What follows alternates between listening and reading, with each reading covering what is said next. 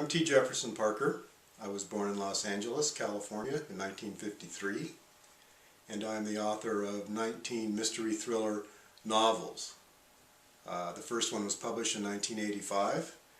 The last one will be published soon here in the United Kingdom, and my books have been translated into 14 languages. Most of them are set in Southern California and in the Southwest where I live, Arizona, Texas, Mexico. They're exciting books, they're contemporary books. They deal with crime and punishment and all the things that you would expect in a mystery thriller. I came to stories real early when I was young, too young to really even understand the English language. My mother read to me while I was in the crib, and I responded to those words and those stories somehow. They hypnotized me, and later when I was a little older and could understand, Mom and Dad would read me books and many stories, nature stories typically, illustrated books. I always loved them, and I carried a love of story and books into school and into high school and into college where I studied English. And when I got out of college, I became a newspaper reporter, and during the time that I was collecting stories and writing stories for the various newspapers I worked for in Southern California, I was also working on my first novel, which took me 5 years to write, and I wrote it 5 times. It took me a year to write a draft, and I wrote 5 drafts, and I threw them all away. And then I wrote one more draft, the 6th draft, and played for keeps on that, and I tried to write it in my own language and my own style, instead of trying to copy my heroes, my literary heroes. And that book was called was called Laguna Heat, and it was published in 1985. And it did very well, got great reviews. It was made into an HBO TV movie here in the United States. And I haven't had to get a real job since, so I feel very blessed and very lucky to be making a living at this. I enjoy the work quite a bit. I like to get up in the morning and when it's quiet and maybe dark out a little bit, and come out to my office, collect my dogs maybe, and come out to the office where I am sitting now, and turn on my computer and see what my characters are doing.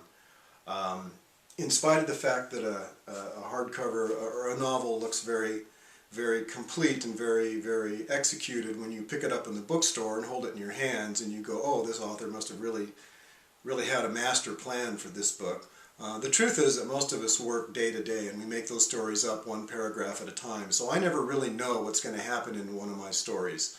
I never know everything that's going to happen anyway, so it's exciting for me, fun for me to come out here in the morning, fire up the computer and see what my characters are up to, see what the story's up to.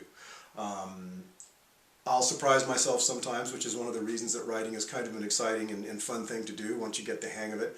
You never quite know where a story's going to go.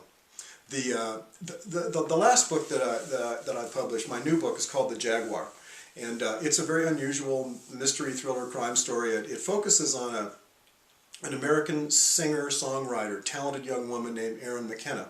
And in the opening scene of the book, she's kidnapped at gunpoint from her home in California, and she's whisked away in a van with a bunch of burly men that she doesn't even know, and they take her across the Mexican border, and they put her in a jet, and they fly her south, hours. She has no idea where she's going. It's dark. And when she gets down there in the morning and the sun comes up, she sees that she's in the jungle, and she is soon imprisoned in a decaying, expansive castle down in the Yucatecan jungle, the jungles of Mexico in the south, which is owned by the head of the Gulf Cartel, Benjamin Armenta. And Benjamin Armenta is there, and he, among the ransom demands for Erin, he wants a little bit of money, $1 million, which isn't much for him. But what he really wants from Erin McKenna, the singer-songwriter, is for her to write a song by which he will be remembered. He wants her to write a narco corrido. Most of you probably know that a corrido is a Mexican-style ballad song, been popular for decades. Often they deal with outlaws and lawmen, and the new generation of Mexican corridos deal with the narcos, and they're called narco corridos. So he wants her to write this story, this song about him, making him famous, by which he will be remembered for his exploits. And thus the story begins.